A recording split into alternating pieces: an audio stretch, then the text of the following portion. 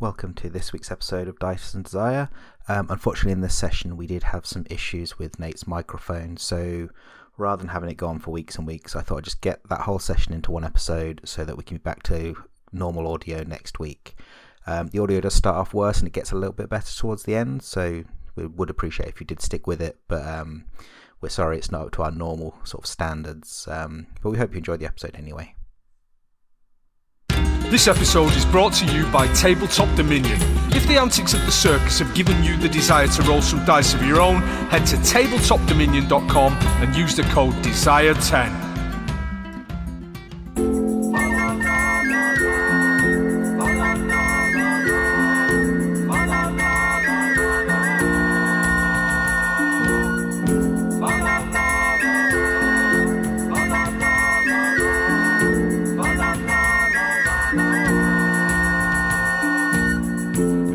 Late at night, we had serious news to tell about the town next to Tribal. Corrupt civic leader, missing children she'd want to know right now, I'm sure. Or should we let her rest until the morning? I don't want to wait for the morning to tell her she'd want to know right now, so we must see. I don't want to wait for the morning to tell her, so we'll rap against her window so gently. The vile misdeeds in Yartar, the retro must be told. How now will she act? How will this unfold? Some jobs are sore they do require. Some need politics in Dice and Desire. Sat talking to a human with his back to you, you see a gnome.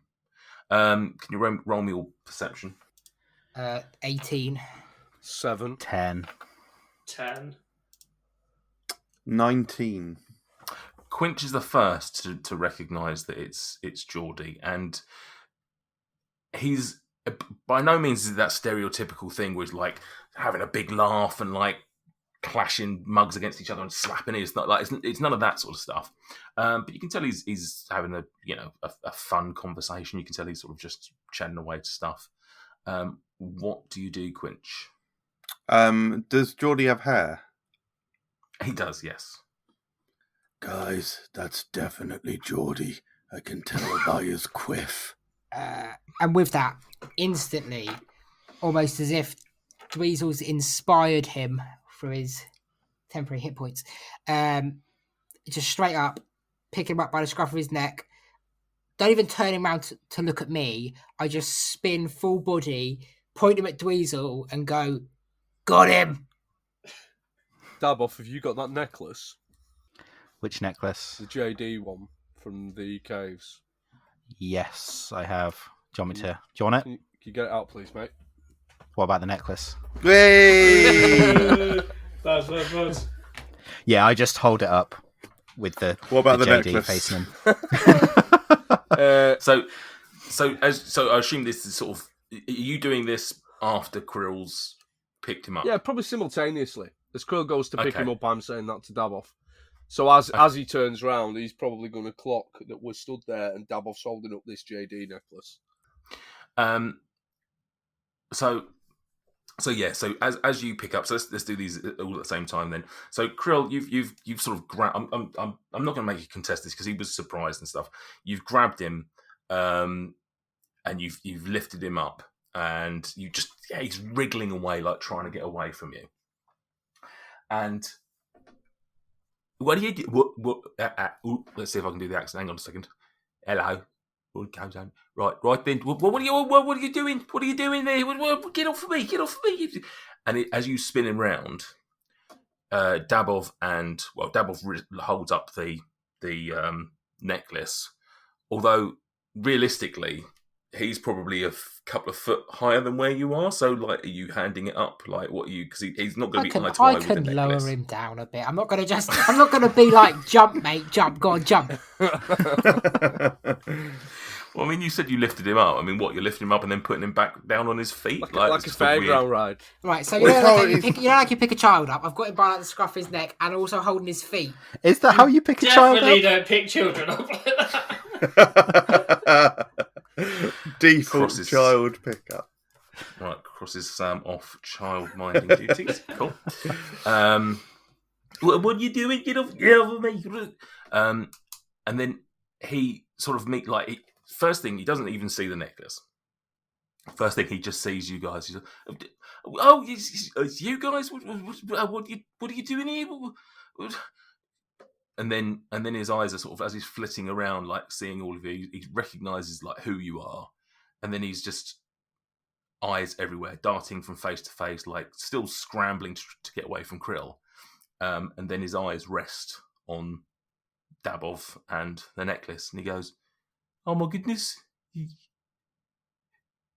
found it? You found my necklace?" And with those words, I'm going to punch him right in his stupid little face. Okay. That is a 15 to hit. Yeah, that hits. Yeah, it does no damage because my unarmed strikes don't do any damage. But I feel like I made my point. You know when you're dreaming and you fight and you're like throwing punches in a dream and it just doesn't really connect. It's like that. What's your strength modifier? -1. -1. Mine's exactly the same. Yeah. Fucking hell. Okay, so it's just a shock. It's just a shock punch. Yeah. And I'm going to assist by, as he throws his hand, I'm going to move him into. I'm going to like sort of push him into the punch. Like a high five, but with Jordy in the middle. I'll allow you a +1 to that. And so he then his hands, presumably he's got access to his hands. It's not like you've tied him up or anything like that. They just go, "Oh my goodness, why did you do that?" Never mind, why did I do that? Why have you been consorting with hobgoblins, kidnapping children, and leading innocent children to their death? I believe he actually killed one of the children himself. Good point, Greg Mill. Good point. Why are you a dirty little child murdering bastard, Jordy? So with this commotion that's going on, you see Urgula. She just comes like storming straight over to you guys, and she just says, she just looks at you, Dweezil, like seeing that you've obviously struck Jordy, and she just walks straight up. She says, "I'm telling you this. I told you this when you first came to here. I don't like bullies and fights. If you want to take this somewhere, you take it outside." Okay? How do you like child murderers? Less or more so than bullies? I like them less so, but I have a reputation to uphold that this house is not a place of fighting. Should we take him round the back then, where no one can see? That To is the bike absolutely shed. fine. Or horse. Please just We could check fight him or make out with him. Bit of both. Let's take him out round the back and leave him with Quinch. Urgula. No one knows So- what's happening.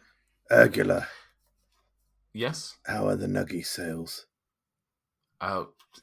Probably not the time to have this conversation, but doing fairly well, I would. Yes, they're Okay, doing okay. We might discuss royalties in future. We're talking about property in the town as well, so you might be seeing more of us. Anyway, right. Well, As we're walking out, I sort of hold him out with one hand, get my rope, and you know, like when you rewind up a yo-yo, I sort of do that and just wrap the rope around him. Okay, so it's worth noting that in this sort of commotion, that Jordy has sort of gone, maybe not limp, but he's not resisting you at all. He's just, I mean, his hands are at his nose where he's been punched and slightly bloodied, but he's not resisting you now. You know, almost the second that he saw the necklace, he sort of understood. Then I retcon the rope. I'm gonna just No. You can still do it. I mean, you'd probably. I would imagine you'd still be a little bit reticent and worried that he might run away. My concern is that when we do throw him into a river, he'll be able to swim if he's not tied up. Yeah, absolutely. And let's. I mean, Sam has probably never had any river-based murders in any games that I've DM'd him. So there you go. He did it. He did exactly that in a one shot that you ran there. Oh, he did. Yes, Yeah. that's If right. you- Yes, he did if you murder a turn- teenager. If you turn Jordy into a yo-yo, when Quinch does eventually solve the cube of many colours, then he can start playing with the Jordy yo-yo instead, and then it keeps the kind of trope going. Just Yeah. need to find an NPC with a Tamagotchi next, and I'll have all three. I don't think I trust you with that. So okay, so you go out and Urgler sort of gives you a bit of a nod of thank you and shuts the door behind you. You walk your way around the outside of the North Shield house and find a suitable spot. Krill, you've now sort of maybe not tied him up, but you've certainly got a rope around him, making it difficult for him to escape easily. Are you setting him down? Or are you just still holding him? I still hold him. I still hold him. Okay, so you've obviously asked him a couple of questions, and he's just ignored you. He's not said anything. He's just nursing his wound somewhat. He's just like hand over his mouth, just like sobbing a little bit. Not like a full sob, but just like a little forlorn look on his face with a little bit of a tear, which you don't know whether that's him emotionally crying or that's from the punch to the face. You see the Nonce Hunter videos when they get caught? Is it like that? Yeah, exactly like that. Yeah. I want my mum. I'm gonna lose my job. Ruined my holiday. So you repeating the question? Are you repeating the question to him? Yeah, just going to say to him, tell us about your dealings with Dekvar. Tell us about the children. Who's Dekvar? The Hobgoblin. I didn't know his name. I wasn't involved. Right, I'll tell you what. I'm going to take my hands off of my face. Never mind Dekvar. What? Tell me about the satyr child. Well, do I have to? Well, I mean, you can either just tell me, or we can do the good cop, bad cop routine. Oh, nice. Are you the bad cop? You I'm said the bard cop. I'm the bard cop. Right, that's very clever. That. Do Do you remember when I punched you in the face? I do remember that. Do you remember that? Do you remember that it hurt you a little bit? I do remember that. Yes. Right, have a look at Krill. Krill points him at his other hand and waves. I was going to say I can't. He's sort of behind me. It could be worse. It could be Quinch behind you. Which one's Quinch? I unfurl my fan and just lightly wave my face. Coquettishly. Are you turning into like a southern gentleman? I do declare. I'm implying the fate of having me behind you. I don't want to be punched by anybody, to be honest. Not even him. And he points at Greg. No disrespect, but you probably look like the weakest out of the five of you. Bloody hell. Punch him, Greg. Punch him. Punching him.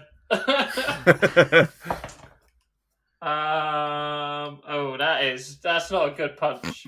I believe that is a solid 6.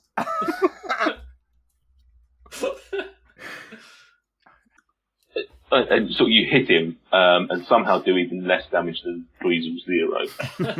Heal him. And you basically just push him into Krill. I think I was factually correct about that, because I'm not particularly happy about it, because I now feel like I've pissed you all off. Yeah, because that's what's It's pissed us basically- off, not the child killing. Yeah. I think you keep saying child killing. I didn't kill any child. Greg had a dream about it. He looks over and he says, I assume you're Greg. I don't know if we changed names. Changed names last time round. I believe we did, but yes, I am Greg. Do I therefore take it that you took the potion that I gave you? Yes, Then I guess you know pretty much everything that's going on, right? I do, and I know that you're a child killer. Why do you keep calling me a child killer? You killed children. It's something to do with the fact that you killed a child. Yeah. And he looks over to Dweezil and says, "This is the Satyr girl? Is this who you're talking about?" It was a satyr, wasn't it, Greg? It was a satyr, but I'm not sure if it was a girl or a boy. Was it not a boy? This is quite the understanding. I think if you can settle down, I'm happy to tell you exactly what's been going on. I think you just stayed up there and told us what was going on, and then, we'd make our minds up What afterwards. Krill does is, while still holding him by the collar, he puts his other hand underneath him for him to sit on his hand like a puppet. And he's like, I think this is sufficient. This is quite embarrassing for a little person like me to be held like this, to be honest. But you get in the sense that I've probably got nothing else that I can... You're not going to put me down, I guess. Dabov, do you think this is a culturally sensitive way to hold someone? Oh, not at all, but, whatever. Cool. It's worth noting, the Sato girl that you keep referring to. When I came to her, she wasn't really a girl anymore. Did you see her? Did you see the body? Well, yes, and she looked very much like a Sato girl to us, or boy, or... Yes. I was there, obviously. She was dead before I came to her. She just didn't know it yet. She was very much not alive anymore. Do you mean she was a bit like a zombie? Very much so. Like a zombie. Listen, I really would like to be set down so I could tell you exactly what's been going on. Well, even if you're not a child killer, you still knew exactly what was going on in that hillside, and you did not alert any of the authorities or anything like that, so, I did tell the authorities in terms of Greg. I snapped. I did tell them. I told them in Yartar. Told them about the children going missing. I told them about the hooded figure. Told them about the hobgoblin. Told them, nothing about. Who did you tell? I told some guards. They just laughed at me. Told me to just keep going, just keep moving. They just didn't want to hear it. Why would they want to hear about their town getting cleaned up and the kids going? Can I roll insight on him, I told please? them. Yeah, go for it. 17. You believe that he's telling the truth? What, were we at the back of the bar? Yeah. Yeah. Is it... You're pretty much, maybe not hidden, but you're not... Is it like an alleyway type situation? Yeah, sort of thing. So is this the bar where they've got escape, yeah? Sorry? So we could, block his escape. It's not like an open space that he could run in any direction. Well, the alley sort of runs both sides of it, so there's one way that runs out into the street, and then it sort of, goes around the other side of the bar. Does that make sense? Yeah, so I reckon we should, stand either side of him just to block any attempt at escape, if there's only two ways of exiting. Just then set him down, I think. Is this the bar where they've got the trough of water on the outside? Yeah, that's around the front. Yeah. Quinch goes inside to go and get a tankard of an empty tankard, and then with the aim to go and get some water from the front to bring to Jordy. Okay. Jordy, I've got a question about these guards that you told. Did you happen to catch their names? Was one of them called Ray Raymond Raymondson? No, I don't know the girls that well enough to ask their name. I mean, I should have because they didn't listen to me, and I probably could have reported them or something. But listen, I'm as devastated about the children going missing at the Yartar as any of you lot. Did you know any of the children? We do know. Right. Who do you know? The Widdings girl. I believe I don't know the Widdings girl from Yartar. No, she was from Tribal. Right. I don't really know the Tribal a lot quite as well. I didn't see many on the streets. Listen, Jordy's... I'm speaking about myself in the third person because I think it's more effective. But Jordy's from the gutter. I pulled myself up from virtually nothing as a child. And I made this business that you've seen, the potion business. I made it something that keeps me on the road, it keeps me in clothes. And I identify with those that are still on the streets. I see them and I try to help them. So Yartar had a bit of a problem with that. There was plenty of kids on the streets. And I would often when I was in town, I would do what I could to help them. And I'd speak to them and I'd give them money. And one girl in particular, and he points to Davos. Have you got the have you got the necklace still out? What are you doing with the necklace? I put it on. You put it on. I'm not going to carry it around, am I? No, but no. I mean, those are the two options that you've got: carrying it or wearing it. Yeah. Yep. I'm assuming you wore it the whole time up until the point you took it out. Yeah. Oh yeah, definitely, 100%. Yeah. Quinch arrives back at this point with 2 tankards, and he hands one to Jordy and starts taking a sip from the other for himself. Okay. Who's theoretically still sat in Krill's hand? I think. Yeah, he's still in there. Yeah. Situation. So he takes it and he sniffs it and says, "Thank you." That's all right. And he points back. He points back to Dabble, and more specifically at the necklace. He goes, "That necklace is something I got from my husband. He gave it to me, and there's a young girl in Yartar who was found it particularly difficult to trust me. A girl by the name of Santan. And I gave it to her, and I said, look, as long as you've got this necklace from the husband, as long as you've got this necklace, I've got a reason for me to come back to Yartar. I'm not going to leave that, which means I'm not going to leave you. So I'm going to come back and do what I can to feed you and make sure that you're, in good condition." And then one day I came back to Yartar. Couldn't see Fantan. Couldn't find her. Spoke to the other kids. They didn't know where she was. Said they were scared. The other kids have been going missing. You tell me about how worried you are about the kids at Yartar. I was out there doing something about it. I was looking for them and I found, they were dwindling. They were going missing and I didn't know what to do. And then one day I saw a big guy. Saw him leading one of the kids out, and I thought, look at me. What can I do against a hobgoblin? So I just followed them. Just followed them out of town. And then I lost them in the hills. So I came back to town and didn't know what to do. So I then went back out on the hills a few times. Did it occur to you to speak to Lord Durathra? I don't know him very well. I don't know Durathra. I don't know her to speak to. I just a salesman. So who am I going to talk to them? I tried talking to the guard and I got dismissed. So why would I think some big wig's going to talk to me? Well, she knows of you, so I guess you've made a name for yourself more than you've realised. A small man casts a big shadow, I guess. Hence why I've got 5 bigger shadows here.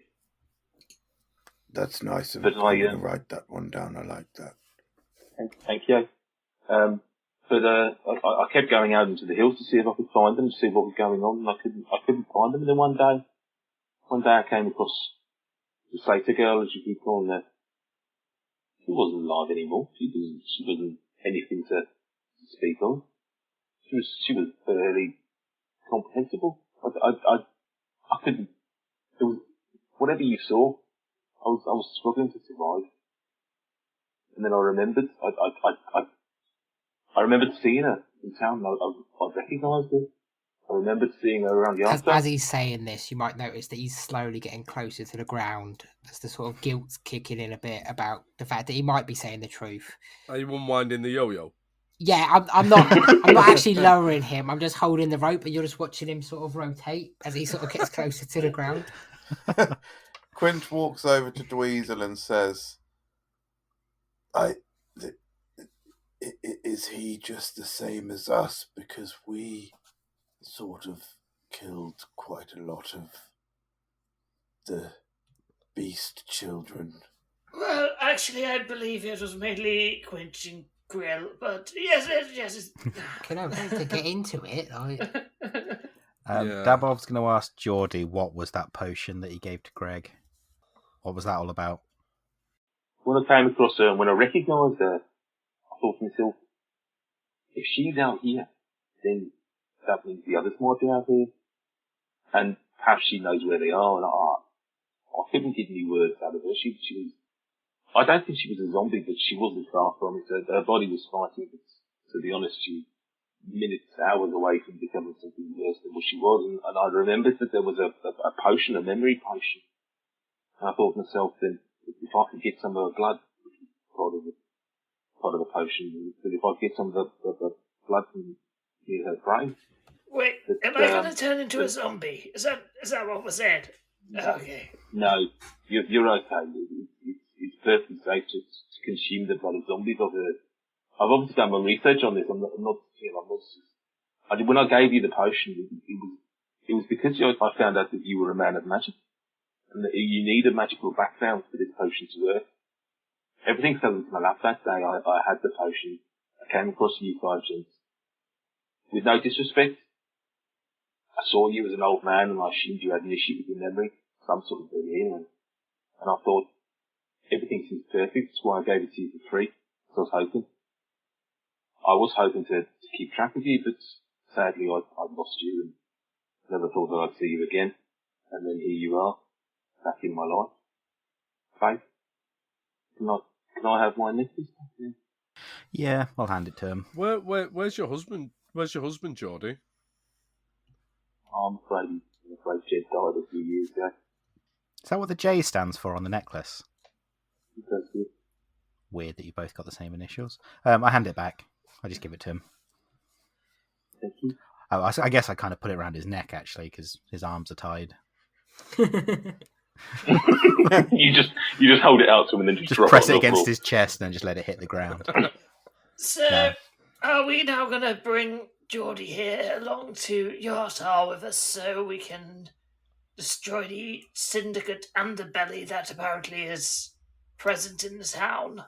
I don't want you to do this, to be honest. Well, you can point out the guards that you pointed at and they didn't pay any attention to you, and then obviously we know that the town water baron is, quite frankly, a bitch. Oh, And- the town is entirely culpable in this. Like they are. Here's the thing, though, guys. We can't take down the infrastructure of the town. We have got bigger fish to fry, and we are the ones who are tasked with frying these bigger fish. If we attempt to take down the corruption of Yartar, of an entire town with a well-armed militia, if we try to take it down and inevitably fail and die, then the whole of this world's fate hangs in the balance.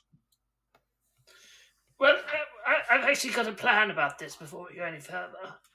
Well, what we need to do is we need to go and speak to our good friend about perhaps borrowing the running dog artifact that he's digging up. We The can one, then that take the one that we that. sold to him. Well, yes, but The one that's perhaps we 14 could foot just long. yes, but if we could just borrow it and put it in a wagon, and then perhaps make sure that the giants know that it's in Yartar. Like we go see my good friend Ildamain and tell her that it's in Yartar. She'd bring an army of giants. Town destroyed. Problem solved.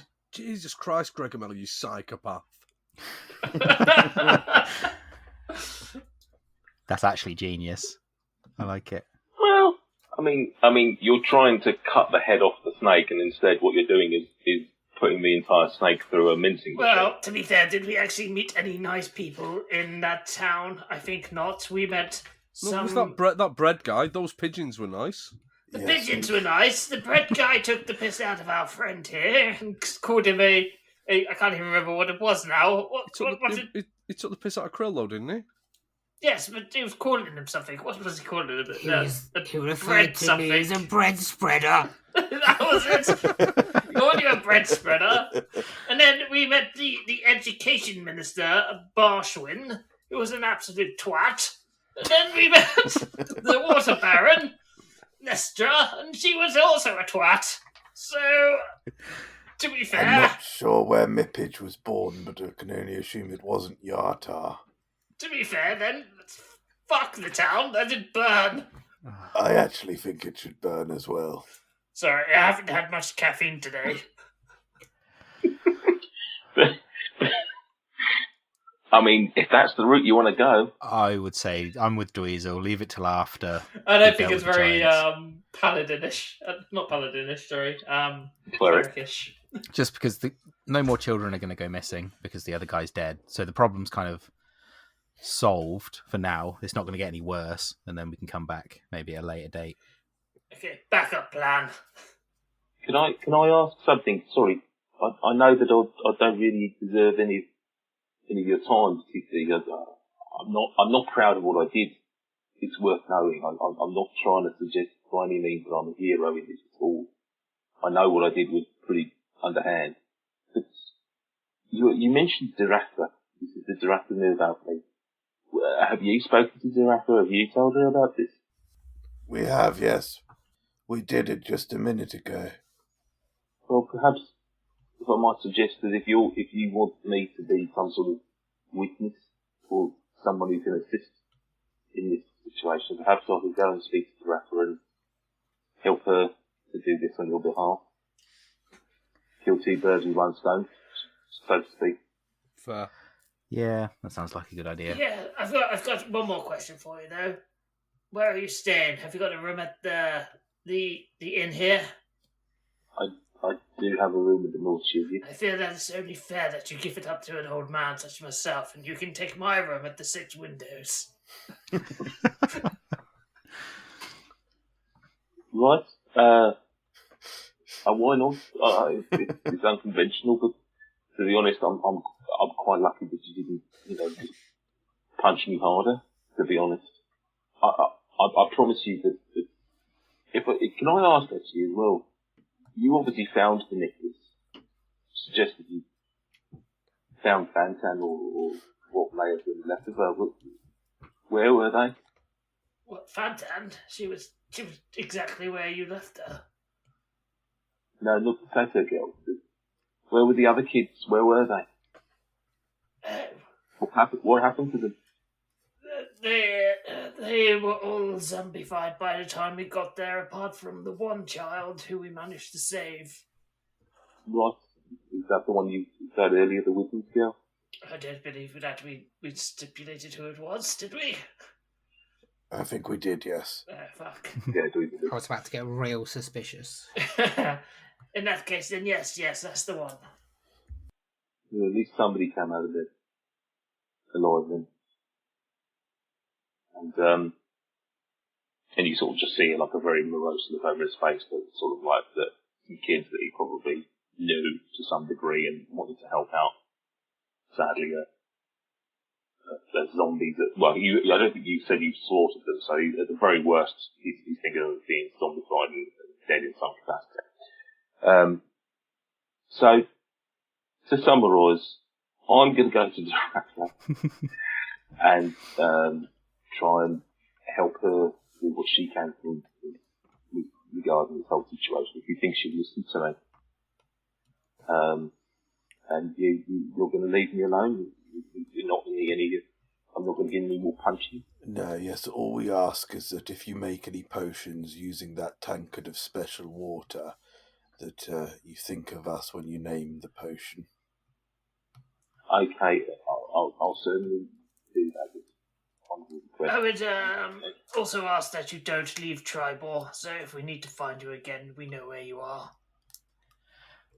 Well, I am due to head off at some point soon. I'm a travelling salesman, but if you really want me to stay around, I'll stay around for another day or two.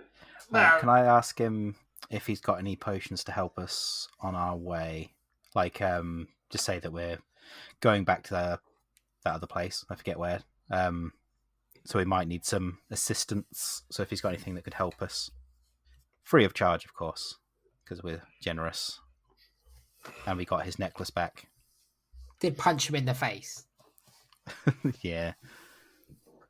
I can't do it for free, I'm afraid. I think that's really unfair on me as a salesman. I've tried to help these kids, and I appreciate I've done it in a particularly well-mannered way, but what you're talking about is close to thievery. Well, is it or is it more of a finder's fee? Hearing the word thievery, Dabov pickpockets the necklace back and holds it up in front of him. Fuck. Do you want to roll for it? We are heroes, right? Yeah, go for it. 12. 12. He sees you do it. He feels you do it. He still lets you do it. And then how much damage does Dabov take? Yeah, that's a fair point, actually. Very good point, actually. Thank you very Thanks. much. Thanks, Stuart. Reminder why he takes damage here. Curse. Dabov, you take 7 Fucking fire damage. hell. Fucking hell. He's going to It's get the one curse shot by pipe. pickpocketing. Bullshit. Oh yeah, because of the curse. Curse. Sorry, yes. So I'll just hold it up and just say, what do I get for returning this? Oh, For sorry. the second time. 7 cold. 7 cold if that's affected to like that. Nah. Well, Give him his necklace back, Dabov. Have you got a cost or an inventory of potions? I do, but as you can see, I'm currently in an alleyway with you 5 without any potions whatsoever, so it doesn't really do anything for you. I'm sorry, did you just ask him if he's got a Costa or an inventory of potions? Because I'll take a latte. I mean, what potion are you looking for? Potion of healing at this point. Anything to help in a fight, really. I mean, I did give you quite a lot of potions last time round, which I don't think anyone really used. Did I use mine? I had a potion of flying, I think. I'm pretty sure you used your flying one. I don't remember ever flying. I think you took it when you were in. I've forgotten his name. The Cloud Castle. Zephyros. No, that was the magic cocaine. Oh, okay. Pixie dust. Right. I can give you a rundown of what I've got. Healing. Greater healing. Resistance. Animal friendship. Fire breath. Hill giant strength. Growth. Water breathing. Mana restoration. Hold on, does growth make you grow another 2 inches? Yeah, when you say growth, could you elaborate? Right. Oh, yeah, I forgot Greg's taller now, isn't he? Yeah. Potion of growth. When you drink this potion, you gain the enlarge effect. Of the enlarge/reduce spell for 1d4 hours. Is it blue? No concentration required. There's red in the bottom. So that would then give you. If you don't swallow it quickly, you get a stiff neck. Hey. Tell you what. Let's do this. Let's not piss about. Let's do that all off air. Yeah. Rather than us going through me giving you a list of all the potions and what you want to buy. Yeah. We'll do that off air. Yeah. All right. Because otherwise, I'm just reading you a list and then reading you what each potion is, and it's just not going to be very, very fun for them to edit or anyone to listen to. Sounds like a plan. Oh, Nate's just left. Oh no, turning the light on. He's had enough. He's out of here. Let's just do the whole thing off air. Fuck it. Right, is that everything? Yeah, I'll give him his necklace back and motion to Krill to untie him and let him down. Oh, he's been untied for ages. He's literally just been laying on the floor. Like, weird that he let me take his necklace then. He just didn't know what was going on. He just feels like he's very much unable to do anything. You just felt your hand go in his pocket and thought, hello, this is my lucky evening. Okay. So, are you going to try and get a room with the North Shield, or are you just going to go and... No, let's just go and keep it at 6 windows. Yeah.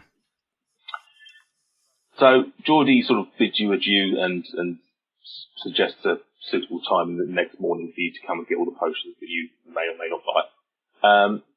He leaves you sort of a bit bedraggled, heads back into the window, back into the North Shield house, sorry. And you head off in direction of the 6 windows.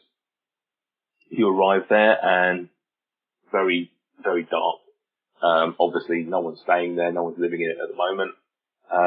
So you head on in, and yeah, you decide it's going to be where you're going to stay for the night. You have your own torches and things like that, as well as a few sort of sconces on the wall and things like that you can use to light up. Given everything that's happened to you in the last few days, is there anything you as a group want to talk about independently, or are you just going to sort of head to your rooms? I just want to bed down. Yeah, I don't think Greg has anything to do anymore. I've read my book of him. What was it? That was a book he gave me. Inferior? Sorry, I can't remember was. You all crash in your respective rooms, probably the same room. Did you actually sleep in the six windows? No. I don't remember. Nope. I don't think you ever actually. We didn't even pick rooms because I'm pretty sure we all just bundled into one, didn't we? No, we did assign rooms. Yeah, because you made us take individual keys, which are for our individual rooms. Ah, okay. Fine. So you all bed down for the night, and it's fair to say this is, in terms of places you've stayed, it's not particularly comfortable. The mattress is all lumpy. There is, despite there not being any shit on the floors in these specific rooms, there's still a bit of a musky, horrible odour about the place. It's worth remembering this place is in pretty poor disrepair anyway. You don't necessarily get the best night's sleep. You don't get the worst night's sleep. That said, Dweezil, you do have a dream. The memories of the poem keep going round your head. What was in there? Nope. Nathan, this is supposed to be the fun D&D game. The other D&D game is the one where we get tortured. This is the fun one. Okay. You're the nice DM. Remember that. Good enough. Good. Yeah. Okay. Dweezil, you find yourself in a very familiar place. You're stood on stage.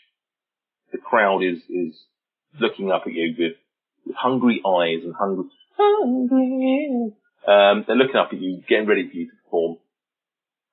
And the old, the familiar smell of ale and sawdust fills Dweezil's nostrils. It's something he's used to, possibly more so before his Quinch days. But, he's a performer and he's been here before. You look out and the tavern is just full of punters everywhere. You look down and you've got a lute in your hand and you're ready to play. And you go to start playing, but something just doesn't feel right. Looking down, you notice that your lute has been replaced with a rapier. And your finger is bleeding. As you've gone to strum, you strum your fingers against the rapier and now it's just bleeding. Nothing too, bad, just a trickle of blood down your hand. As you look back up to the room, however, all of those punters have disappeared. Instead, what faces you are 4 tables. One with Davov, Gregmel, and Quinch sat there. One with Davov, Krill, and Quinch. Another with Greg, Krill, and Quinch. And another with Davov, Gregmel, and Krill. A whisper on the air. You can't save all of them. You won't save all of them. And they won't save you. And then you wake up to a very musky, horrible room in the 6 windows.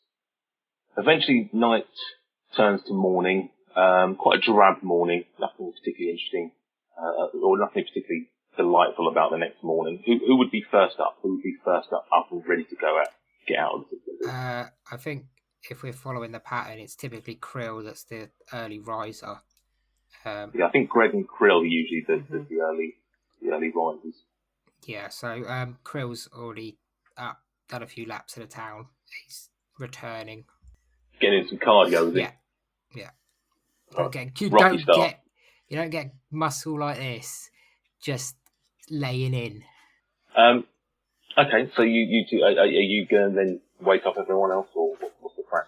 Everyone else just rising gradually? Well, As and when they feel like it. I feel like Quinch there's nowhere here wakes to up. get food, is there? So Quinch, the others don't see exactly what goes on in the room, but Quinch storms out of his room that he was staying in with his pillow in his hand, and he storms outside. Is there a safe place to set this pillow alight outside? Yes. I mean, you're sort of fairly near some woodland, but I mean, around you is fairly sort of dusty and sort of like it's not like you can start a bushfire or anything like that. Okay, perfect. Yeah, Quinch is angry but respectful of his surroundings. Uses set fire on this pillow and just throws it on the ground, and then just stands there watching it burn. As soon as he makes sure it's sufficiently caught, he steps back inside. Sorry. Morning.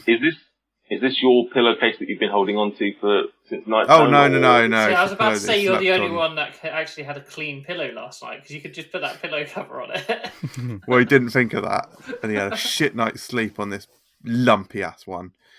Morning, everyone. Does it catch fire easily, or is it too full of fluid?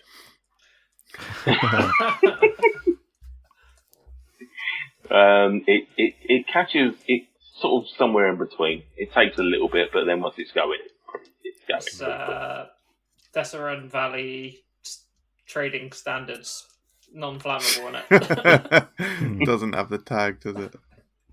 So you're all up, pretty much. Are you going to explain why you were setting fire to a pillow, or? Don't know if anyone's going to ask. Right, okay. Why did you set fire to the pillow? I mean... It was shit and it called me a cunt, I think. I had a bad night's sleep and I'm sure it called me a cunt as well. That was the thing. That was just me from the next room. I was using message. I was sleep messaging again. Was I being too loud? No, I couldn't hear you at all. I just wanted to call you a cunt.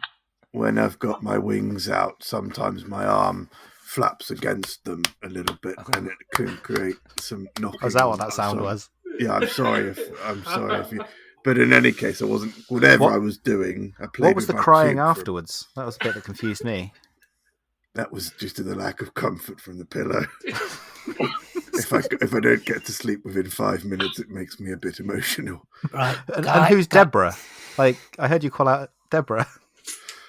I don't think you did. I'm pretty sure it was Kent, wasn't it? That's my mother-in-law's name. It's my actual mother's name. Oh, look, that's so weirdly. Yeah, it was her then.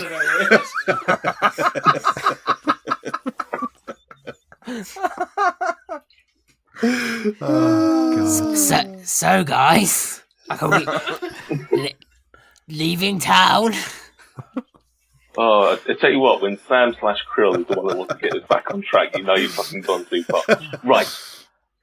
So I think you're all awake now. You're all ready to go. You've probably not got a breakfast necessarily, but you can swing past the North Shield if you stay. Please no. No, not for roleplay, don't worry.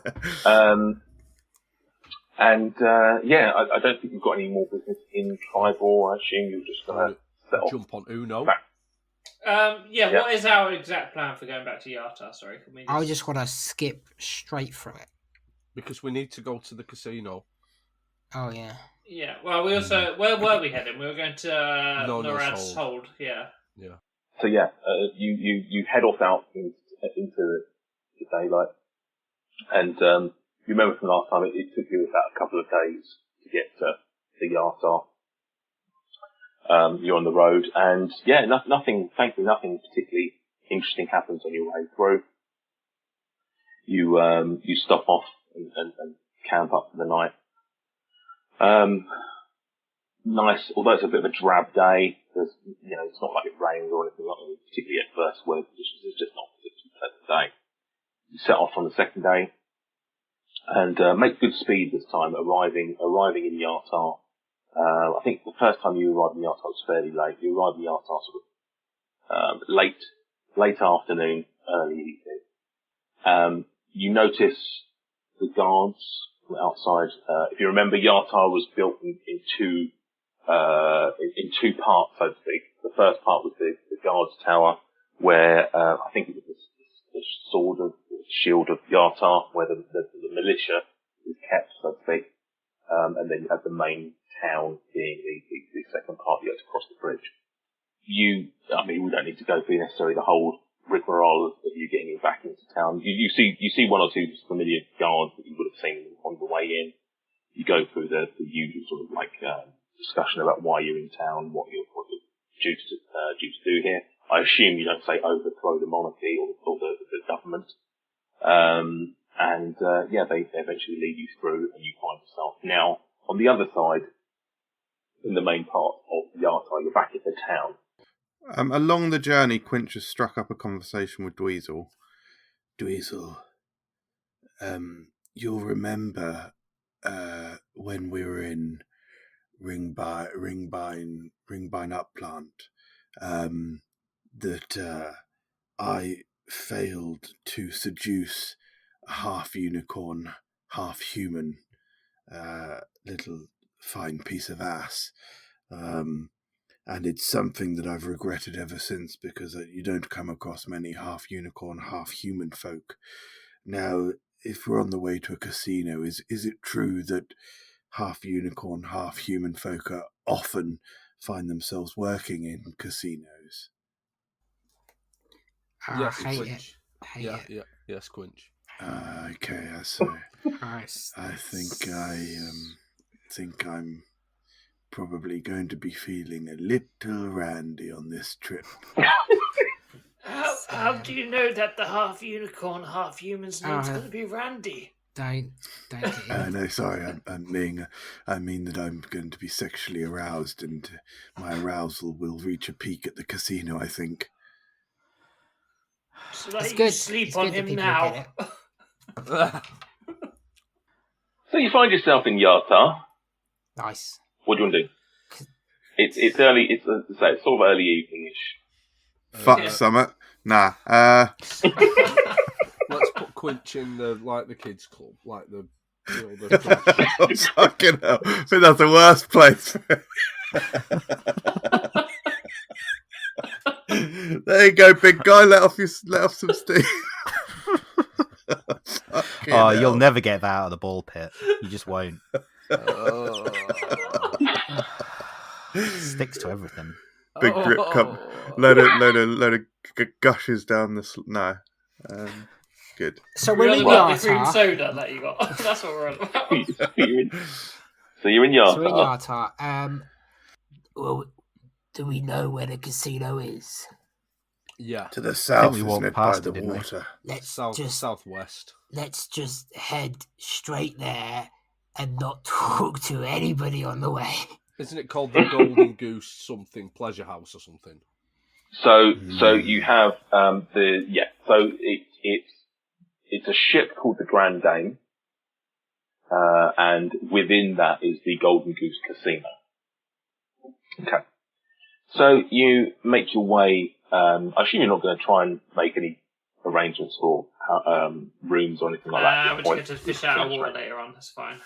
Okay. Is this where the magical place was?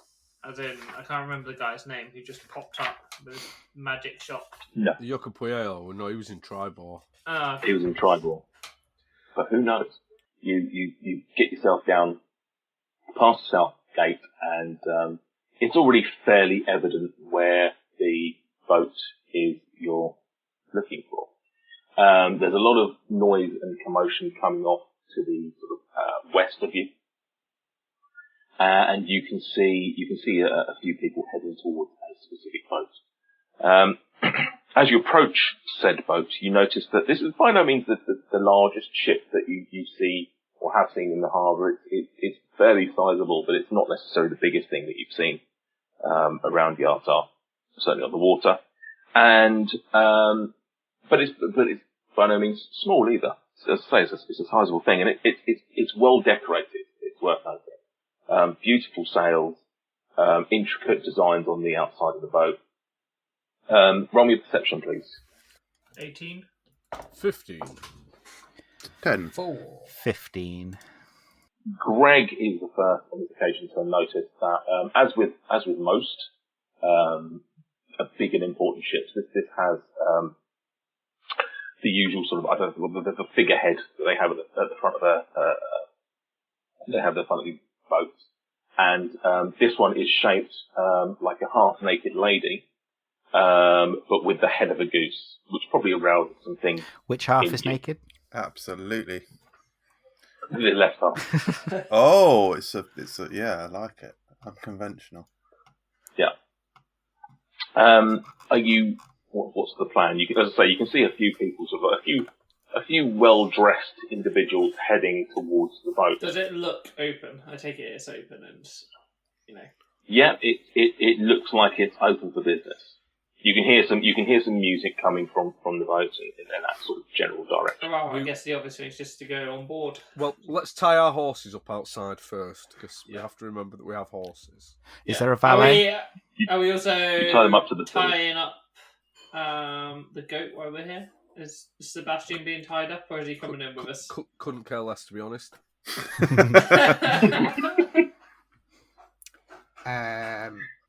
Yeah.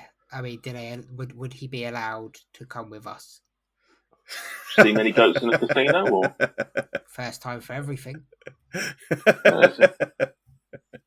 Can you count cards?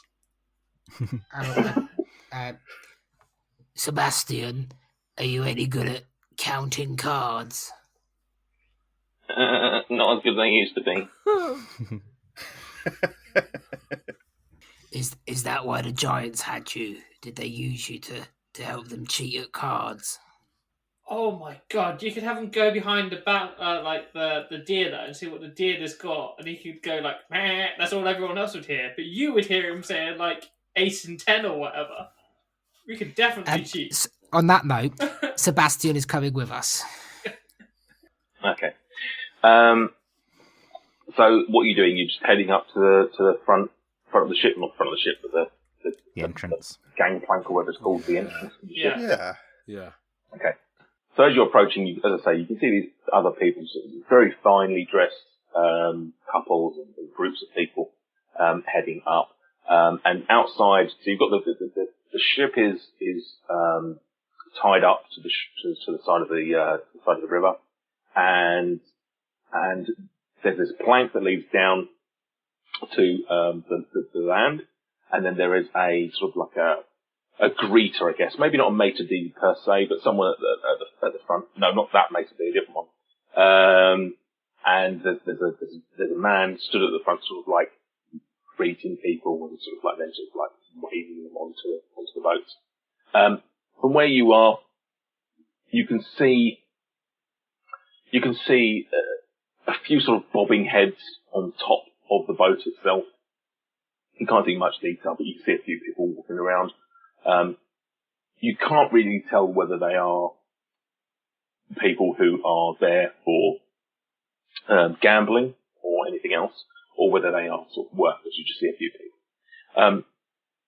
The man who's on the shore is dressed very well, nice suits, everything like that, like the sort of thing you would expect of somebody that would be greeting people on the ship.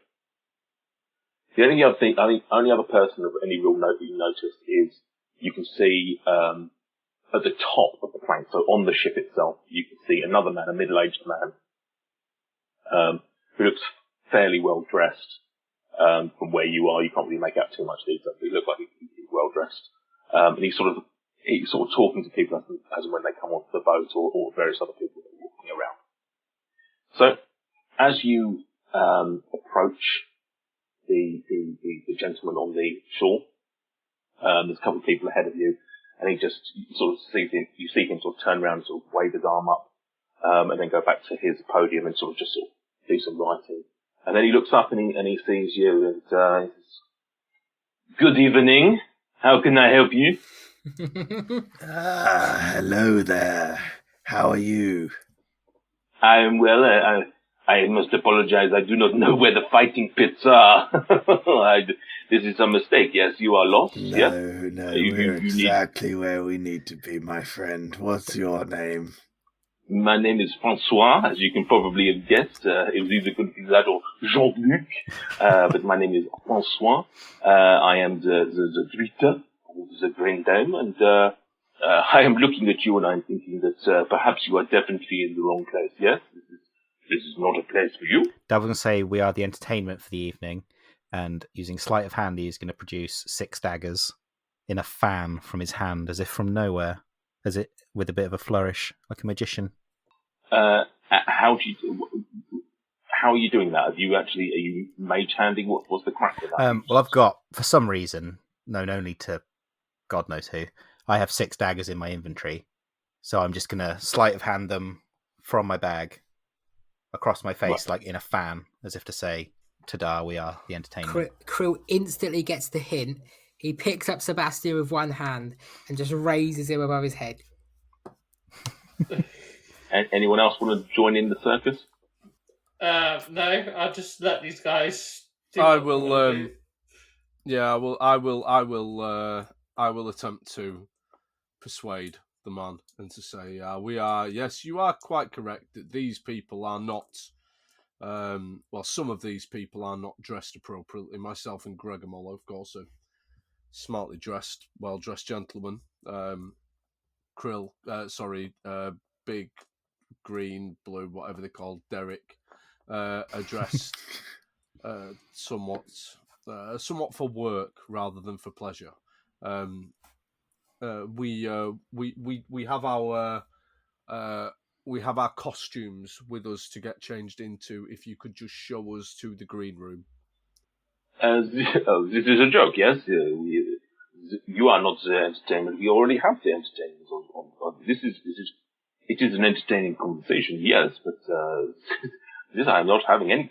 Hello, I'm Zephyrus, yes. No, but you can see already at this point that you can start seeing people that are building up behind you, and he's sort of like he's starting to look past you at the other people behind you, and he's just sort of like giving them like a little praying, sort of like please give me a moment to deal with this. Excuse me, gentlemen, this has gone on for long enough. You are clearly not here for pleasure. You are. I would be very surprised if you could afford the buying in steak to come on board this evening, and I really would rather that you move on and let our esteemed guests come on board. There is a large queue of people behind us.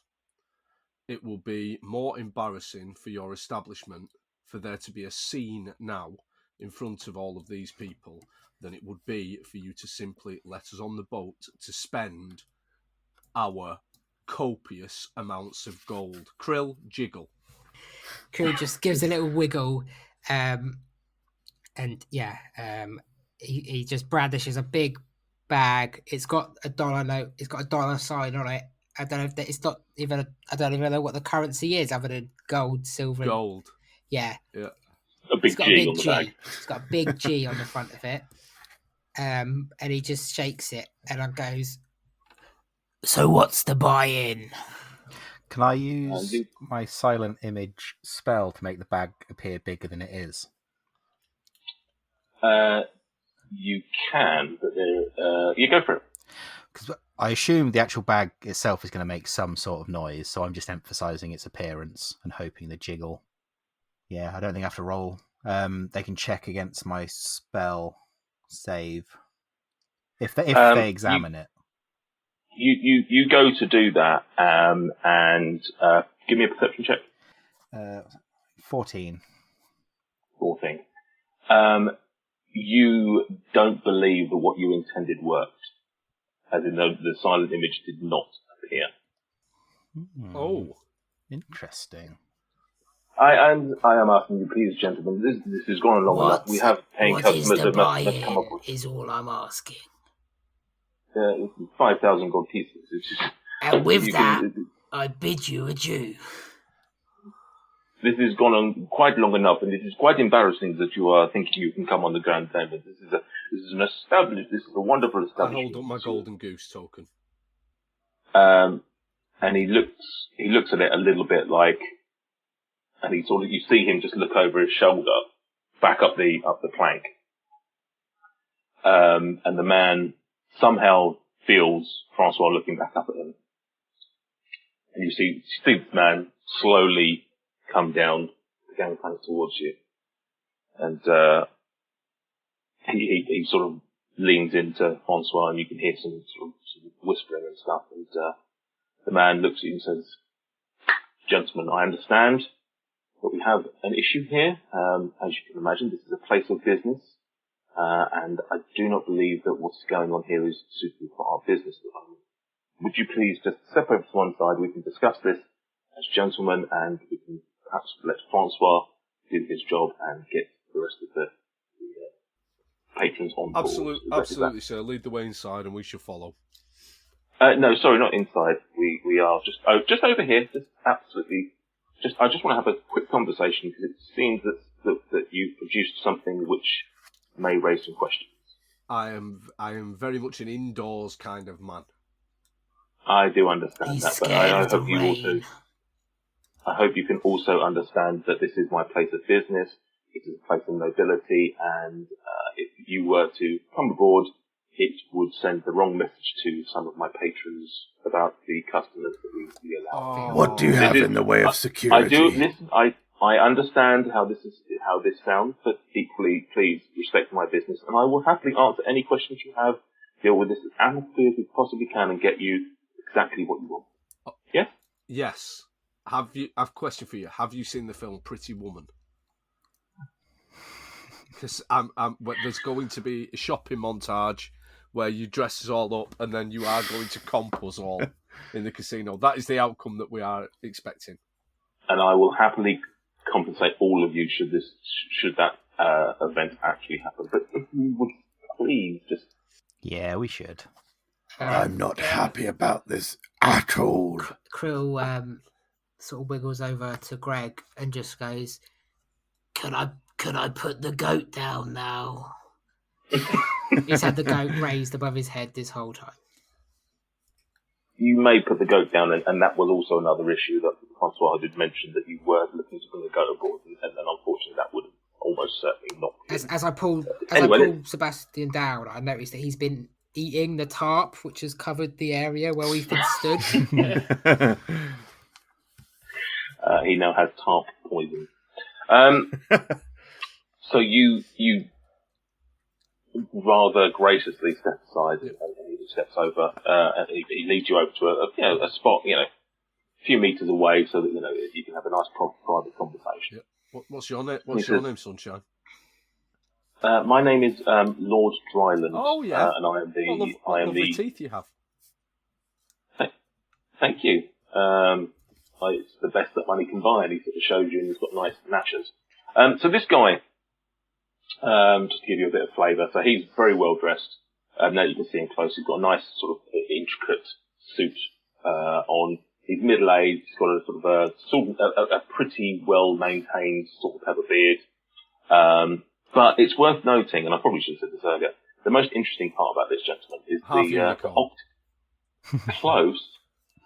is the octopus, which is sort of sat on his shoulder and sort of like slithering around. Excuse me. Is Lord Dryland played by the Deep? Krill sort of pushes his way to the front and goes, and what's your name? Well, that's creepy. Yeah, way creepier than it was intended to be. We were worried about the half unicorn thing. Oh, you should still be worried. Hello. What? No, say again. Hello. What's your name? Captain Fudge Roll. Right. Nice. Are you my friend? And he sort of like that. You sort of see like this tentacle sort of like out in the air, sort of like towards you. I sort of reach out and shake it as you would shake a hand. Excuse me, Captain. To have a word with your friend about letting us on this boat. I don't think he can talk to me. Okay. Do you know how we might convince him to let us on the boat? I do not know how you get you on the boat. This is Krill, ask him why he's sitting on a man's shoulder. Why are you sat on a man's shoulder? I think we are friends. Ask him how long he can breathe out of water. How long? How long can you breathe out of water? I do not know. That is a good question. I should know that. Ask him how he attained the rank of captain. I forgot to do all these in the voice. Yep. This is us getting our own back on you on Nathan's behalf. Yeah. Oh, it must be so hard for you to talk in a voice, Sam, and produce these things.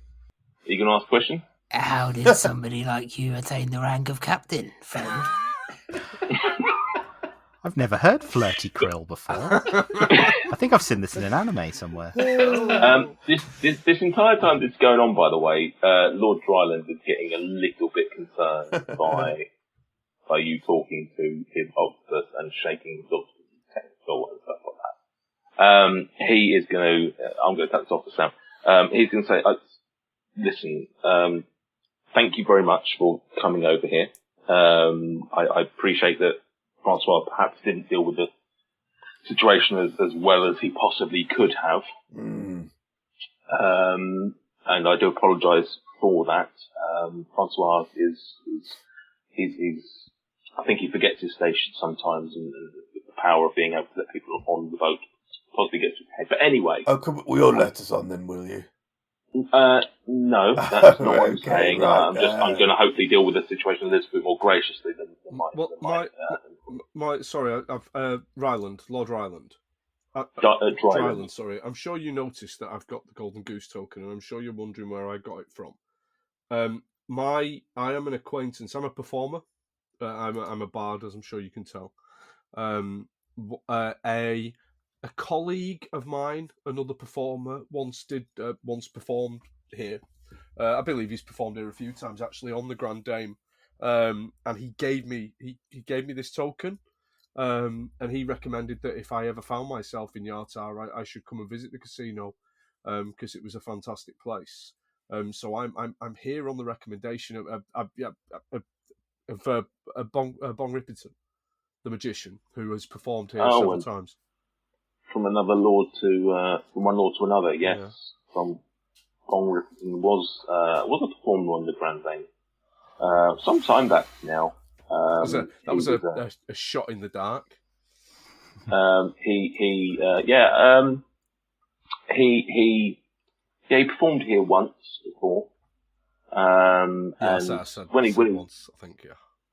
Yeah. I mean, he had been here several times before. He was a performer once, and once we gave him a bit of a go when he first sort of started making his name, and then once he exploded and became quite famous and quite wealthy, he used to come back and actually spend his money here, spend his coin here. And I am somewhat confused by the token though, of course, because we don't let those off the ship. You can't be surprised that a man such as Lord Bong Rippington managed to sneak one of these past you, can you? Oh, very true. A man of his magic, it's very possible that he could have put that in any number of places, I'm absolutely sure. The prison pocket, for example. The what? Prison pocket. I couldn't possibly understand what that means. The man's personal pouch. Oh, okay. I understand that much better. Yes. Well, it's very possible. He should have known better than that, because, as I say, we try and keep these chips on board. They are just poker chips. There's nothing particularly interesting or exciting about them, but they are ours, and we do have an inventory. Obviously, from time to time they go missing. This is clearly one that's gone missing, and I thank you. And he holds out his hand and says, I thank you for bringing that back to me. Not a problem. Let's get it right on board. Let's go. Come on, let's get it back on board where it deserves to be. Listen, you are clearly a very intelligent man. Thank you. You clearly know what you're doing. I can see what you're trying to do. It's not going to happen, I'm afraid. If I may, I don't, looking at your clothes, you don't appear to be of, Yartarian nobility or anything like that. Are you local to the town? Lord Dryland, listen to me. Do you have political aspirations? That is indeed what I was just about to come to. Your name, sir? My name is Quinch Felborn, the bringer of omens. Oh, hopefully that's a good omen for me then. Well, let's hope that it is. We would like to discuss with you some information which we've recently found out about the Water Baron, and we do not want to have such political discussions out in the open where... what race even is this, Francois? He's, as you can quite clearly see, he's half human, half unicorn. We do not want to have these conversations in front of the famously blabbermouthed half human, half unicorns. By question, do you have any other staff on your payroll who are half unicorn, half human? He's the only one. It'll have to be him then, okay, so I'll note that. If he's half unicorn, Does that mean the top half has to be a horse? Because otherwise it'd just be a centaur. Like, it needs to have the horn, so therefore it has the horse's head. We're back to lefty-righties again. So is it just a human legs with a horse's top half? No, lefty-righty, one arse seaman, one arse unicorn. Vertical Beautiful. split. Well, listen, we have... Sorry, just to clarify, he's actually fully human. I'm not going down the half unicorn route. He's fully human. Fine. We do not want to have these political discussions which could affect your future in front of other people. I appreciate that we may not look like the normal kind of people that you would have in this establishment, but you must have a back room where we can have a serious discussion with you. What are you alluding to? And give me a charisma roll, Quinch. Christ, here we go. At advantage. Oh, hello. Now we're talking. Charisma.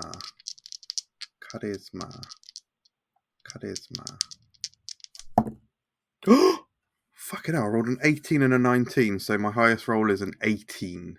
-1. Sorry? I got a -1. Oh, right, okay. That didn't make any sense whatsoever. What are you alluding to? Sorry, did you say it? Yes. What are you alluding to? As I said, I don't want to say it around blabbermouths. No. Children. I appreciate that. Children. Are you suggesting that you have something on the Water Baron? More than one thing on them. Come back tomorrow. Could you arrange for us to have somewhere to stay tonight, please? I can make those arrangements for you. Do you have any half unicorn, half humans that can come out here? I'm just entertaining a fetish at this point. No, I don't. We don't have any. I can't make half unicorns a thing for you. Oh, It's not a thing. It's not a thing. I'd heard that the common staff members in casinos. Is that not true? It's not true. Certainly not a business dealer. Fuck. Okay.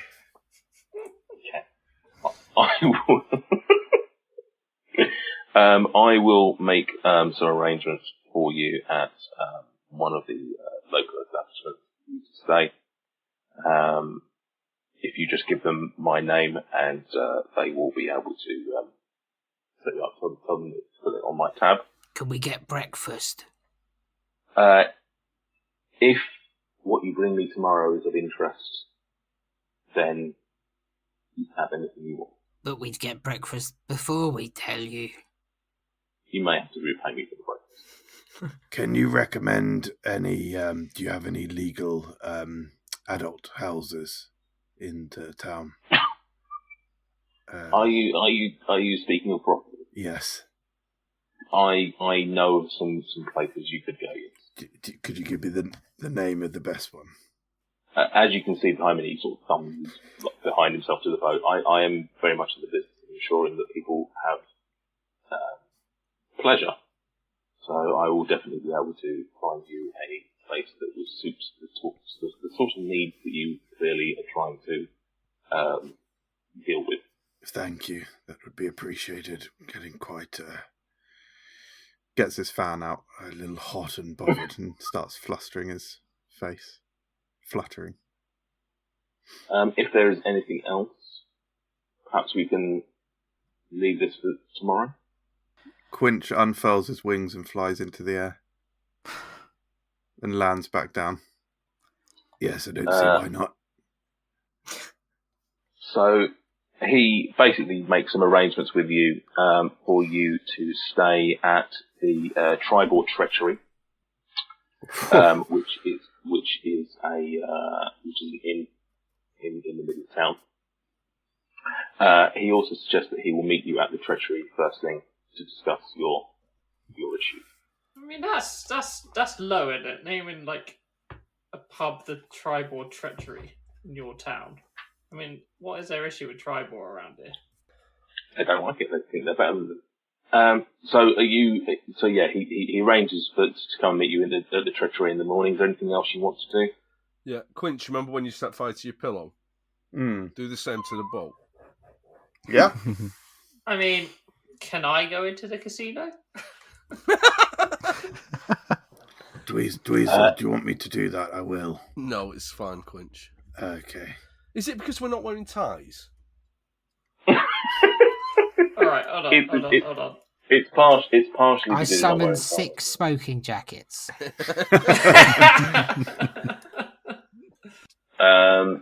Okay. Cool. So I very extravagantly toss the chip up into the air, catch it, and pop it back in my pocket. Nice. so you don't give it back Oh to him? God, wouldn't have thought so. No, it's mine. Wouldn't have thought so. It was The poker chip. It was one of my things that I got from the. Would you mind if I have the poker chip? Why? What are you going to do with it, Gregomel? I'm gonna go gamble with it. You realise we weren't allowed on the boat? Well, not with you guys. You guys look like a mess. And with that, I'm going to cast Disguise Self on myself to make myself look like a 6-foot humanoid character who is really buff in like the smartest suit you've ever seen. Really young looking. Basically just like I belong here. And you've done this in front of Lord. Drywater. Changes directly in front of him. Yep. Dryland, sorry. Lord Dryland. Well, I'm going to make because of that. Lord Dryland would have he's given you some places that you can stay, or given you a place to stay. He sort of bid you adieu and walked off. Obviously, this is prime. This is when he's briefing people onto the boat and stuff like that. So he has already spent some time with you that he wasn't expecting to be doing on a quote unquote work night. So he would have sort of like left you and hopefully will arrange to see you in the morning. But Greg, are you trying to do that? Are you actually going to try and? Well, I don't actually have that spell, so I'd have to use my hat for it. So, Does it also rely on Dweezil actually giving up the in token? the fairness of things, I've just rolled a 4, and it needs to be higher than a 10 for me to use it. So, no. Okay, so that doesn't work. And Dweezil, you kept the chip. You didn't give up the goose chip, right? Yeah, I certainly wouldn't want to hand it over to him. All right. So. No, see, the thing is, when Sam sold his ring, he got ridiculed. Like, I feel like now I'm getting told off for not handing the thing over. Oh no, I put up a fight when someone tried to steal my pixie dust. Didn't work out well. It on yourself. Didn't work out well, but yeah. But equally, Sam sold his ring before he'd done anything with it. You've already used it. I'm not ridiculing you. I'm just saying. I'm just checking that that's what you've done. I feel like I've used it. I showed it to a man. He told me it wasn't, but he told me that it was his, and I should give it back. I'd imagine Dweezil would have kept it as well. Yeah, souvenir, innit? Could still be useful as well. Okay. It's leverage, basically. I mean, worst case scenario, we could just steal it back off him, right? Pickpocket. Don't know. Has Daboff got the hit points? Yeah. I've still got the temporary ones you gave me, so I'm still good. Right. So what are you doing then? Are you staying at the boat? Are you heading off to the tribal treachery? Yes, we're going to the treachery. Is there not like a back way in? Can we not? No, we shouldn't. No, No, we need to find out what he's going to offer us tomorrow. I think. Yeah. And if we don't We've got a meeting with him. That's good enough. Yeah, if we don't like the offer, then we can. I mean, what is your end goal here? Just wanted to go to the casino for a laugh. Like, yeah, we just wanted this to be a beach episode. You know, waste a bit of money, yeah. and then play some and games. then leave. They might have holes. They might have holes. Catamon Higgins could be performing this evening. That'd be good. Stuart, half an hour ago. Come on, guys, we've got stuff to do. We've got to go and fight the giants. Stuart now. Oh, I just want to roll some dice and gamble the night away, don't I? I just fancy like we've been all over. We've fought loads of stuff. I just thought it'd be nice to have a lads' night out. A real bonding session. All right, so I want to go buy some bread. Here we go. Bread. What time is it? Yeah, I was going to say it's night time at this point. It's probably about 8 o'clock at night, so the market is it's closed. Fine. Dryland gives you the directions to the tribal treachery. What an awful And It is a weird name. Or his name, or the pub's name. pub's name. His name's weird as well, considering he lives a on a boat. boat. Yeah, dry land. Yeah. You find yourself in front of a very well maintained, if not, unspectacular. I mean, this is not particularly, there's nothing flary or anything about this place. It's just very well put together, quite sizable. You head on inside. Just before we go inside, Quinch just looks up into the sky, just almost searchingly, and then sighs just before heading inside. What are you sighing about? He's hoping that he might have seen one of his old friends in the sky, but didn't catch a sign. No, this time of night. It's evening. You don't see no birds. You're looking for the going Pigeon. You head inside, and it's a very civilized affair inside. People enjoying themselves, having a few drinks and whatnot, but it's not like the bawdy, rowdy sort of atmosphere that you get at some of the other places that you've been to, some of the sort of more traditional taverns. And you head on over to the innkeeper. Yeah. Yeah. I'm asking if there's anything you want to do.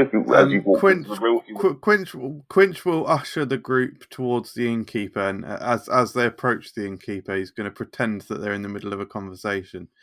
And so I said to this Triborian dickhead, you're stupid. And as you approach, there's someone sat at the bar, and he just hears the back end of it, and you hear him. He sort of looks around at you, and he, yeah, you show them, Triborian. And the innkeeper is a sort of a 40-year-old lady. And she comes over and she says, yes, how can I help you? What race is she? Lord Dryrub sent us here for lodgings. Lord Dryrub? Is that the name you're definitely going with? Or? Dryland. Oh, yes. He's right, yes. Well, the stay is 2 gold pieces. He said to put it on his account. Did he now? Okay, have you got any proof that you've been with Lord Dryland? Yep. Hold up the golden goose token. There it is. I was going to mention the captain, but... Oh, okay, yeah, that seems to fit. That's fine. He Yeah, also said about food and drink being included. Yeah, that's the usual affair when he puts up people. He tends to cover the food and drink as well. Where else in town can we use this token? It's not really that sort of way. It's not. I mean, I don't know what you're trying to suggest. Where else does Dryland hold an account? As far as I know, just here. Oh. Yeah. I looks over at Quinch and goes, he's shit out of luck. Yeah, it looks like You can't tell us because of GDPR. Looks like I'm going to be putting my hand deep in some pockets as well as some other things. Crow sort of heaves a little bit. Can I get you a drink or anything to eat? Yes, please. Do you do any herbal teas? What have you got to eat? Oh, we have a lovely meat stew. We also have a non-meat stew, which is the meat stew but with the meat taken out of it. So water. Well, no, it's just the same Guys, stew. you It's must have just had without some the shit chunks. stew growing up. It's just. You see, a couple of us don't eat meat, and we fish. Oh, we can offer you fish. Yeah, I'm okay with fish. Okie dokie. So that's one fish. One fish dish. I'll take. This is all on the account, right? Yeah, Yes, I'll take 6 of the fish. 6 fish. Okay. Right. It is usually just the one meal, though. We're not the usual guests. Right. Okay. Right. Okay. Well, I mean, I'll divvy up the tab and everything, and let Lord Dryland Yeah, okay, that's fine. So that's one fish plus 6 fish. The meat stew, please. 1 meat stew. I'll have the tiramisu, please. Oh, I'm afraid we don't serve tiramisu in Yartar. That's exclusively. We understand it's a bit of a delicacy over in the tribal town, and at that the guy that was sat at the bar just sort of spits in his drink, which is weird. So we don't actually. It's actually not something we sell in Yartar. I can get you a coffee though. Yeah. Or do you do what's it called? What's it called when you get the ice cream and you pour coffee on it? Affogato. That's the one. We don't have that, but I could probably see if the chef will do something like that for you. Oh yes, please whip that up. That'd be absolutely great. That's fine. And for you, my known friend? Sorry, excuse me. What's the chef called? Toby. Do you mind if I just nip round there and see him? Yeah, why not? He's busy prepping the carvery. Hey. Quinch goes into the kitchen. For fuck's sake. You see a rotund man with a butcher's apron on. Oh, you can cut. You can cut to the others if you want. Right. Okay. Double. Do you have any chickens? Yes, we do have some chicken. We've actually got a new dish on the menu involving chickens. It's called we call them nuggers. Oh, that's problematic. Yeah, I'm going to change. I'm going to instantly change that one. maybe we will cut back to me. Brilliant. Very much unintentional. It's like you could see the words leave your mouth and you try and sort of put them back in. Like... Yep. Oh, God. They're dippers, mate. They're dippers. It was the instant shaking of the head for me. Yeah, I got. Gnoujons. Yeah, Gnoujon sounds better, actually. Yes, we do have some chicken, actually. We've got a lovely new dish called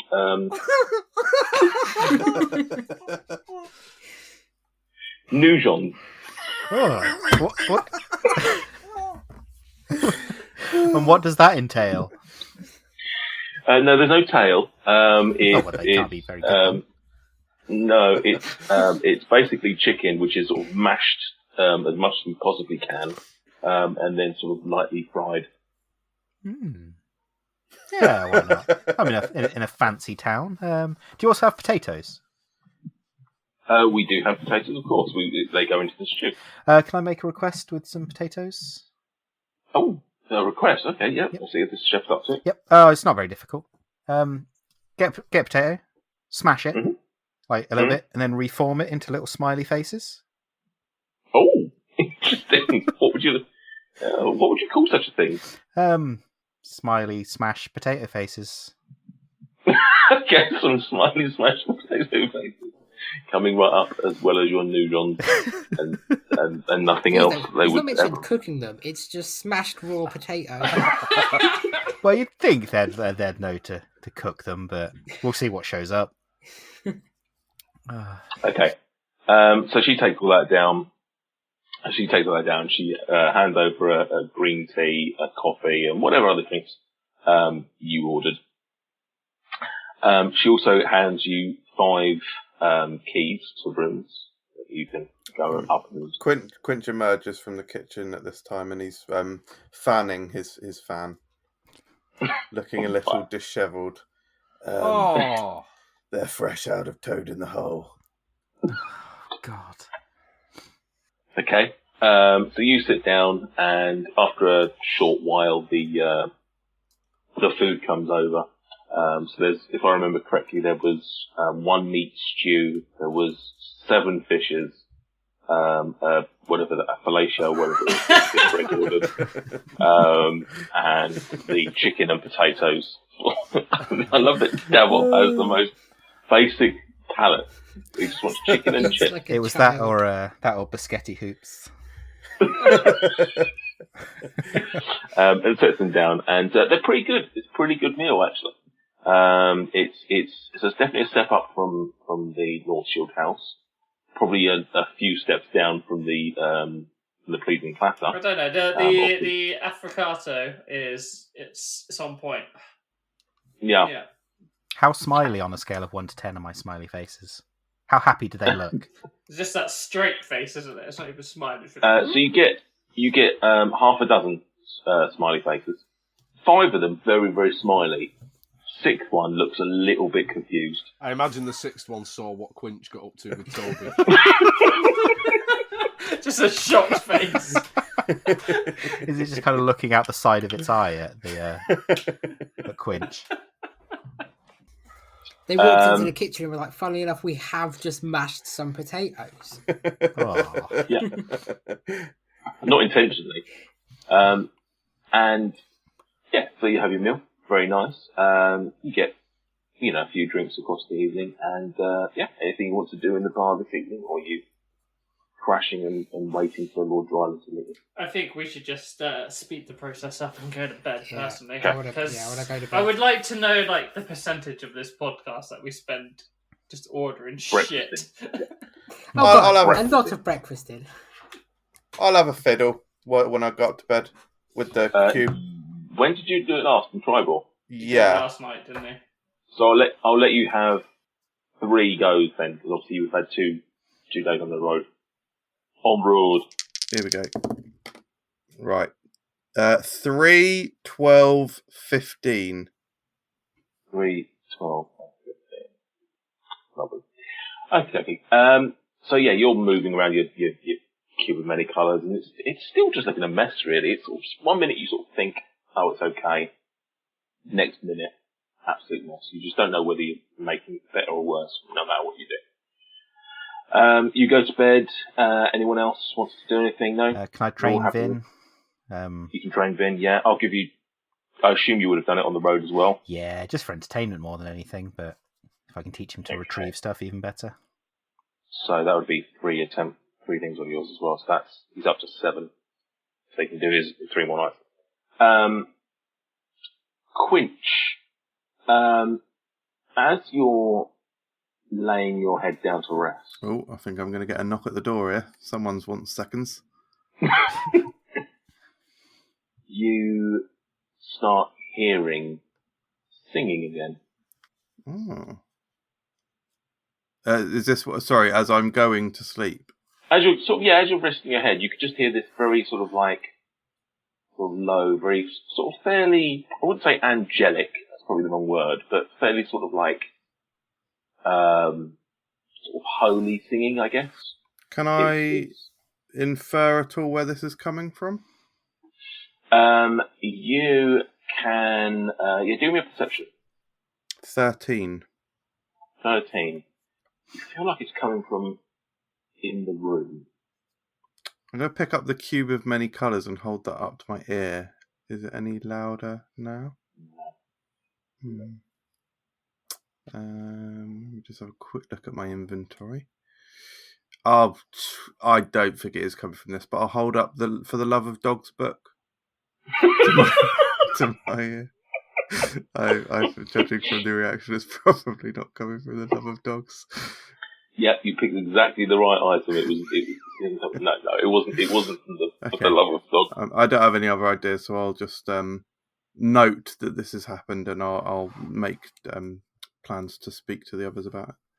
Because I assume that for some reason the cube of many colours is sort of separate. Almost like out on a bedside table. Oh yeah, yeah. You keep that separate to your thing.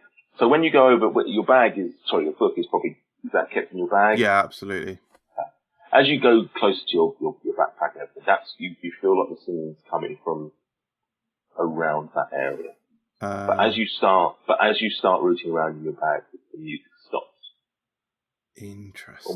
Almost as quickly as that. The rest of you have a pleasant evening sleep.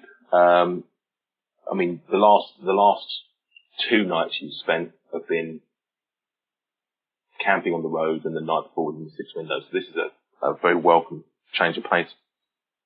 It's probably the nicest place you've stayed in since you guys met as a collection. And night passes, morning comes. Quinch, are you mentioning the singing at all, or you?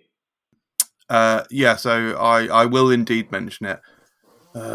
Guys, I can't remember if I mentioned this the last time it happened to me, but it's happened again, and I'm feeling somewhat perturbed and concerned by this. I'm starting to hear things again. Last night I heard what I can only describe as religianical singings and mouth noises of the hymneth of the religianus coming from my bag. I couldn't quite gather exactly where it was coming from, but it was very faint, and it made me feel bad about my past. It brought back old memories that I don't want to think on. When you killed all your mates. Yeah, the monastery are we on about here? Or? Yeah, it's when he killed all his friends. You're well, they weren't my friends by that point, but yes, it did remind me of the grievances I had in the monastery. Put your hand up if in your younger days you accidentally murdered all of your kind of contemporaries. I noticed Daboff that you haven't put your hand up. I noticed Gregor that you haven't put your hand up. I can't really remember. I might have. I might not have. I mean, who knows? It's interesting that Krill should choose to comment on that, though, isn't it? Just thought we could compare stories. Is this the singing that was it the same singing that you heard? I think it was at the North Shield House in Tribor, the night that Krill bought the dogs. It was the same thing, yes. Daboff, are you using messaging again in your sleep? What happens in my sleep? I couldn't tell you. Stays in my sleep. Yeah. At first, I thought it might have been Toby knocking at the door, because him and we did unspeakable things in the fish last night. There was a pile of fish ready to be served, and he was passionate and a tentative lover, but I'm glad I didn't have the fish anyway. But yes, it clearly wasn't him, because it sounded a lot more holy. So you're in Yartar. Yeah. So Quinch, you would have got a sense that it was the same or similar to what you heard before. Probably a little louder, but shorter. Nice. Okay. I think the singing last time went on for a little bit longer, whereas this was quite short. As you're sitting there having your breakfast, the door to the tavern walks in. The door walks in. The door opens. Sorry, the door opens, and you see Lord Dryland and Captain Fudgerole. Crow says, "Ahoy, Captain," and waves, and he salutes. He's on Dryland. Hiya. This has got to be top of the art list, Sam, right? Yeah. Oh yeah. There are Dryland looks like, but I'm drawing Captain. Oh, draw him as Rylan, 100%. He walks over. He sort of sees you, acknowledges you, sort of throws you a little like finger to sort of say, "I'll be over in a second." He walks straight up. Sorry, can we not use the word finger? I guess after what MJ just said before, he can't use the word finger. Throws you a little finger. Yeah. The finger rolls on the ground, and we all stare at it suspiciously. He heads over to the bar, and you can see him have a quick conversation with the barmaid. And, if anyone asks, I didn't order all that fish. You see him look at some paper and sort of he sort of looks around at you, and he turns back and he pulls some money out and he pays it over to the barmaid. And he comes over and says, right. As he walks over, I'm pretending, like Quinch would do, that I'm mid-conversation and go, yeah, so I've always been allergic to fish. It's weird since childhood. Oh, hi, Dryland. So he walks over and hears that and waits for you to finish and says, well, I've just paid your bill. This had better be worth it.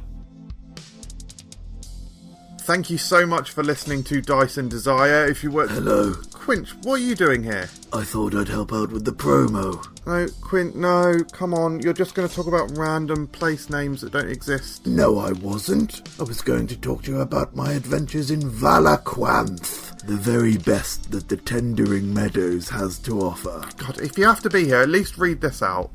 Okay, what have we got here? Leave us a review on Apple or Podchaser. Oh, yeah, it was fine. It's pronounced Apple, but that was fine. Now read this bit. You can also follow us on Twitter, Facebook and Instagram. Just search Dice and Desire. I'm actually very surprised that was all pronounced correctly. Thanks, Quinch. Thank you guys for listening. Do exactly as Quinch said and help us out in those various ways. And we look forward to sharing another episode with you very soon. It's a dark and stormy night, and you approach the bar. As the woman turns, she says, "Who are you, adventurers?" My name's Margaret Battlehammer. Did you want to know more about me than that? I'm a dwarf. Can you tell by my height? That's right, and I'm Jump Thunderman, everyone. Lead and rhythm looters to the Justice Loving Friends. I play drums. And I'm the lead and rhythm looters to the Justice Loving Friends. Yeah, you said that already. What? It is my honour to be the near sole vocalist of the Justice Loving Friends. I am a grung, fled from my people due to their slaving nature. But my name is Black. A beautiful story, Blake. And I'm Morik, the Forest Father. I play the pan flute. Yep. I'm tall and greeny Morik just looking down at himself like, I guess I'm quite furry. The woman looks at you, fully perplexed, and says, that's great. I only needed your names for the coffee order. Oh, just put it down under Quest Fantastic. A D&D actual play podcast. What a hot mess.